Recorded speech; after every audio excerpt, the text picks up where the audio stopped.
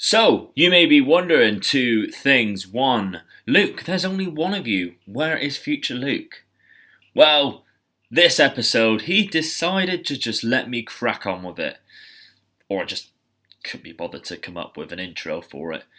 And two, Luke, the surroundings has changed. Where are you? Well, I'm still in the same room. That bookcase you can see over there is the bookcase you can normally see when I'm sat at my table doing the videos. But I thought a bit of a change of scenery. And why did I think that? Because I just wanted to. That's it. Hit the intro. Ladies and gentlemen, available on all platforms and YouTube. He's the Apex podcaster. He's the wise owl of professional wrestling. He smells better than Dude Love with Sex Panther on. He's the king of fantasy booking. He is your favorite podcaster's favorite podcast. He is Omega Luke, and you're listening to the Omega Luke Wrestling Podcast.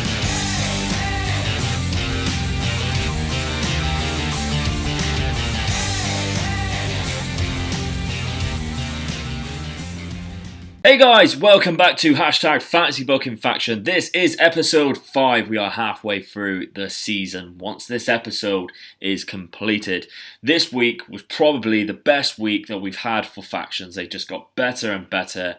I really struggled to get some factions on this list because there was just so many good ones. You guys have smashed it with the graphics. To be honest, some of the graphics were so good that it just made the factions just look really cool. That is what you put the graphics there to make me realise that they would make a great team. So well done, guys. But let's recap after last week's episode, the league table after 4 weeks. We have in first spot Mike Baker there with 24 points. Luke Roberts after him with 21. Grayson Reeves, who didn't enter last week, on 18 points. Mike Arendt, the Don of Fantasy Booking Faction, in 4th place with 16. Bam, in real life, with 11. 5 Nerd Go on 10 with Freddie Russell, joint 6th. And joint 8th is Take the Bump, Carl McGrath, Sid Shriram and Byron Bastion, all on 9 points. So will that be changing this week? Let's find out. So let's start with the stipulation for episode 5 of season 1. And I had to sort of change it a little bit because some of you were being dicks. Wilfred. Because the stipulation was as follows. I wanted someone from Europe, someone from USA/Canada, where I originally put North America, and then someone from Mexico. And I had loads of people going, oh, Mexico's in North America. Well, from where I am, in England, we are told that it's Central America. So you're wrong. I'm right, Wilfred. But I also put in there that one of those has to be a tag team. So whether you put the tag team from Europe, whether you put the tag team from the USA or Canada, or whether you made the tag team from Mexico. So there had to be 4 members of this faction. It got a little complicated. Some people didn't quite understand. They thought they only had to put 3 people, but one of them had to be in a tag team outside the faction. That's not what I was going for. I wanted one of them to be an actual tag team as an entrant. But that was it. And obviously the extra rule is you cannot have all people who are already in a faction together in this new faction, because that is cheating. That is not fantasy booking.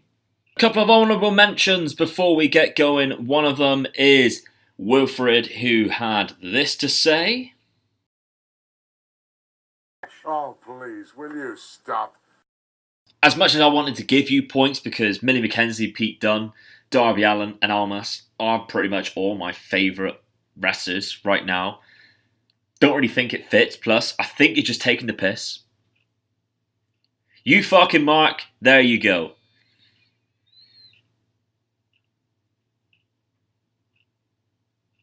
What do you think? And a second honourable mention is Mags, because he did have a faction that he put Joe Coffey, Jay Briscoe, Penta L0M, with the Wrestling Brothers, who are all partners with their siblings and all qualify for the extra rule, but for this particular one, I'll pick Mark Coffey to tag with Joe Coffey, the faction name of Hermanos. Was a very good faction, however, you had this to say.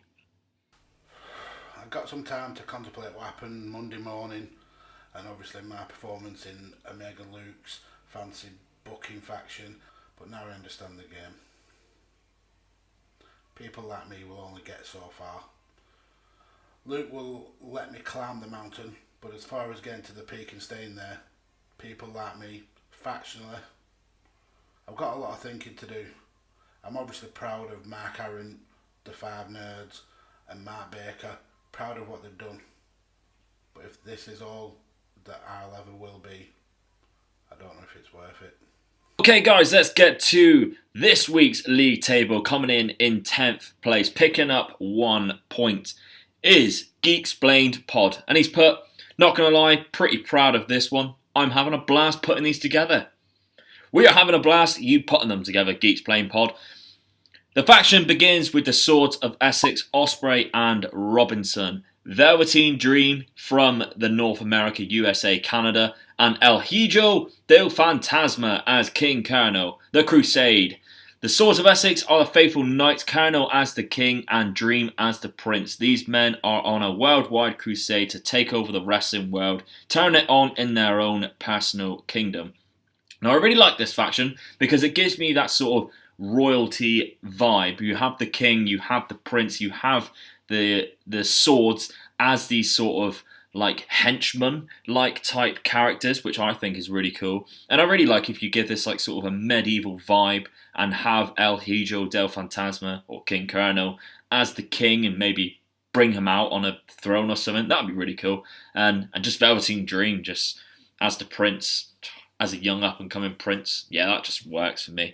Great little faction there. 1 point. Well done, mate. Keep coming back, please. In 9th place, picking up just 2 points, is Grayson Reeves. He has gone with the faction of Demon, Finn, Balor, Pentagon Jr. and the Brothers of Destruction, Kane and The Undertaker, Triple D, The Dark, The Dead and The Demon. A really cool faction because I think the colours, if they were all dressed as you would suspect them to be dressed, I suppose, would all sort of interlink and match, and it would be really cool to see Demon, Balor, Pentagon with Kane and The Undertaker. That's pretty cool. The Dark, The Dead and The Demon, also a really cool name. Grayson Reeves, well done, mate. I really like this faction. Just 2 points for you today, and that is saying something because that is a very good faction of just how good the rest of this table is going to be today. Grab your cereal, kids. It's time for the Super Wrestling Friends. Is exactly what 8th place, picking up 3 points today. Take the Bump podcast has said. Their mission is to fight injustice, to right that which is wrong, and to serve all of mankind, not the wrestler Mick Foley. From Mexico is the leader El Santo. From North America, Jack and Jerry Briscoe. And from Europe is Andre the Giant. And I'll chuck up the graphic he's produced here. A really cool little faction. Obviously a very 70s vibe he's gone for here. And I really like that. It's very cool. The graphic looks just awesome as well. And I really think that is very different. He's put how he wanted to be different in the comments. And I think that is very different, and I'm rewarding you for being different. It's a very cool faction, very 70s feel to it. You pick up today, sir, 3 points. Keep him coming. In 7th place, picking up 4 points, is the Fantasy Booking Champions, Royally Rumbled. A bit of a late entrance because I only really seen it late, and I had to rejiggle everyone around because this was just too good to miss off. They have gone with the faction name of Heaven and Hell. North America is Rey Mysterio, who is actually not from Mexico, or have you know he is actually born in America. From Mexico, though, was Aerostar and Drago. And from Europe is Aleister Black. Combining their speed, agility, strikes and charisma, this team looks to change the game. Rey as the veteran who can still go, Black as the new blood, and Aerostar and Drago as the tag team unlike any other. And as you guys are looking at this graphic on screen that they have produced for me, you can just see how great that faction looks. all together there. Really nice. And just an example of how the faction can really change opinions on what this faction would look like when you're just thinking about it, looking at it on paper. Really cool faction, Royally Rumbled. Well done, guys. You pick up 4 points. And I'm actually recording this on Jordan's birthday of Royally Rumbled. So happy birthday, Jordan. Hope you have a great one. 4 points coming your way, sir. In 6th place with 5 points today is the winner of last week, Freddie Russell. He's gone with a faction of Swords of Essex. Of course, Paul Robinson and Will Ospreay popping up again. David Starr, one of my favourite independent wrestlers. David Starr, more nicknames than I have.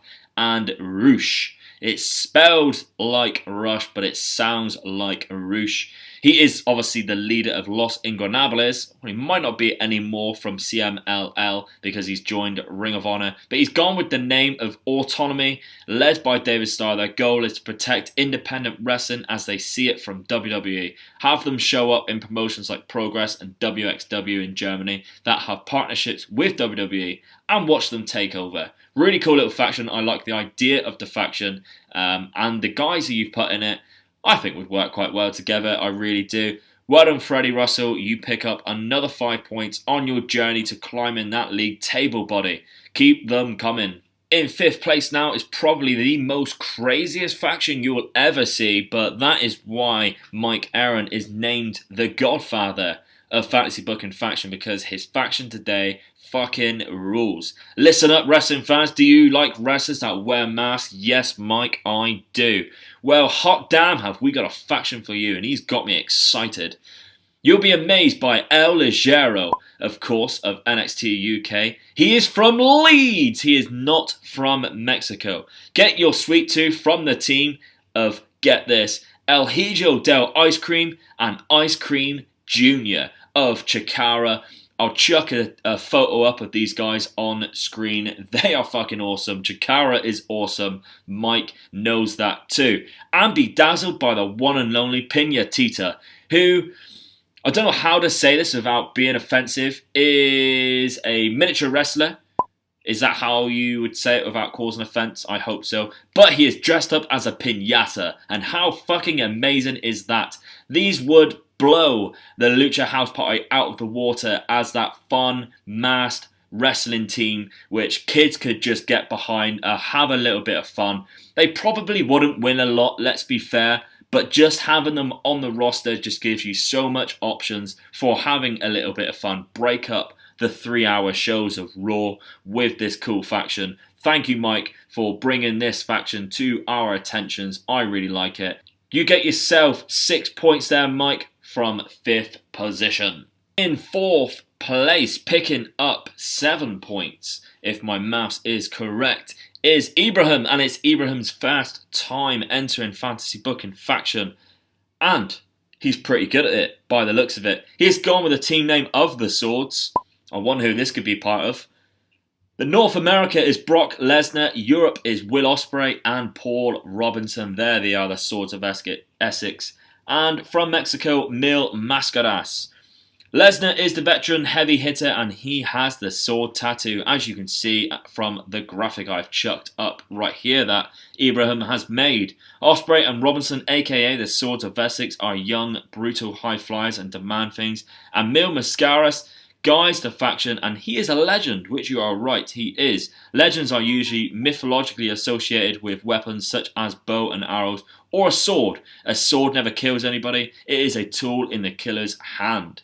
Very cool little faction, how he linked them all together there. I really like the mythological thing as well. Really cool. Thank you very much, Ibrahim, for joining hashtag Fantasy Booking Faction as late as it is in the season, but that doesn't mean that you cannot finish in the top table if you continue to create good factions like that to go ahead with your 7 points that you picked up this week.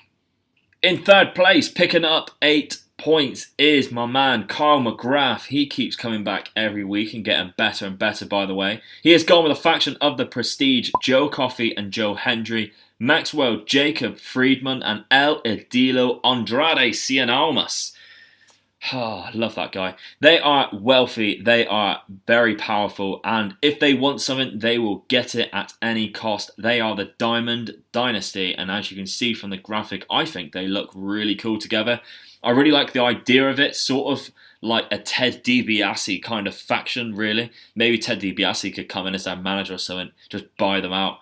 But really cool faction. Well done, Kyle McGrath, picking up 8 points. I think that may put you up in the full league table as well, because you're constantly picking up points every week. And that is just how it's done, guys. You keep coming back. You keep being consistently good. You may not finish top every week. You may not finish top any weeks, but you can still be in with a shout of winning overall, because it's a 10-week season. In second place, just missing out on top points for today, is Stone Cold Ad, picking up 9 points with his faction of Aleister Black, the Acolytes, and Pentagon Dark, or Pentagon Jr., of course. The faction is known as TDA, the Devil's Advocates. Black is the leader. The Acolytes, of course, Bradshaw and Farouk from the early 2000s are the muscle, and Pentagon will ensure resistance is indeed futile.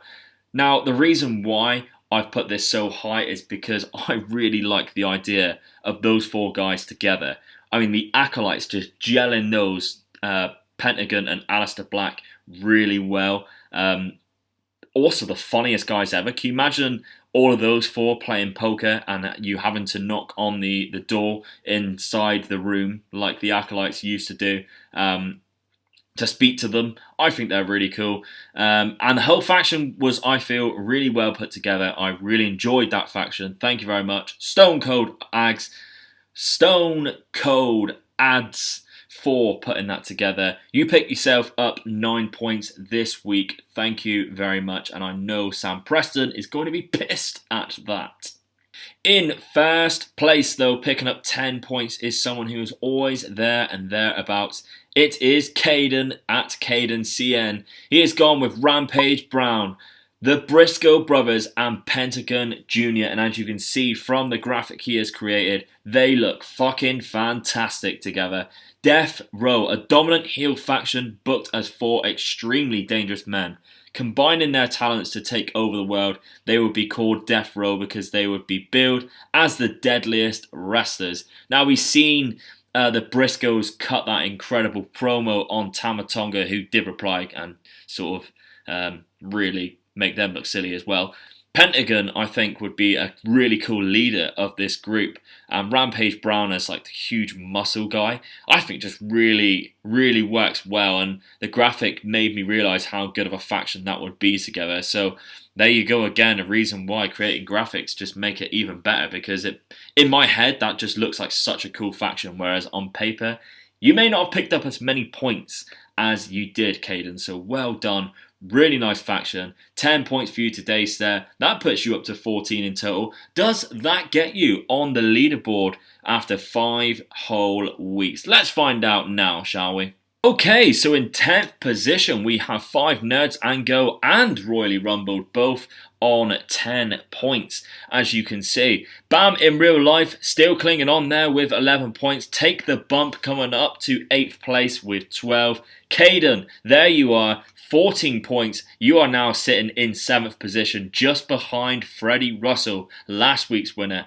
on 15 points. Kyle McGrath, I told you you'd be climbing there still, buddy. Kyle McGrath on 17 points, putting him in 5th position. Grayson Rees now in 4th place on 20 points.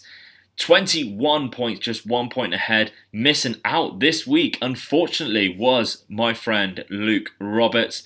But in 2nd position, he is back. Mike Arendt, 22 points. He is there, 2nd position. Hot on the tails of 1st place, who also just missed out. To be honest, I don't normally say this, but Mike Baker was actually 11th position. Royally Rumbled, when I finally actually seen their faction, I came in and just went through all the replies late and seen that their faction was so good I couldn't miss off. They ended up bumping off Mike Baker from picking up 1 point. So there we go, Mike Baker. 24 points, still at the top of the table, but people are catching you now. It's getting very tight at the top. I cannot wait to see what happens in the next 5 weeks. But thank you very much, everyone, for taking part. The graphics that you guys are producing are fucking insane. The videos that we are getting as well. Not to mention, there was a couple of guys who missed out, who actually produced like a really cool like entrance video. That was awesome, by the way. And I'm really enjoying all of your factions. It's getting harder and harder every week, but it's a good thing for me that it's getting harder to pick the top 10 factions. It's taken me nearly an hour each time to pick the favourite 10. And it's not to mention, it's also really whacked my brain trying to figure out how many points everyone's getting by adding them up each week. So that's also a thing. But thank you very much for taking part. Make sure you drop a like on this video if you enjoyed it. Put a comment down below who your favourite faction was of this week. Is Justice for Mags actually going to start trending? Is hashtag Justice for Mags going to start trending? I hope not. Let's shut him down early. So why not take your mouse or your finger and press that lovely little juicy red subscribe button. It only takes a second and then it lets me know that you enjoy watching my stuff every week that it comes out. There is more than just hashtag Fantasy Booking Faction in the works, don't you worry. I've got a very cool little video planned on why a certain wrestler is the best wrestler in the world right now. So that is coming out soon. So you do need to subscribe to make sure you don't miss these episodes and more in the future. So make sure you keep your friends close and keep Omega Luke even closer.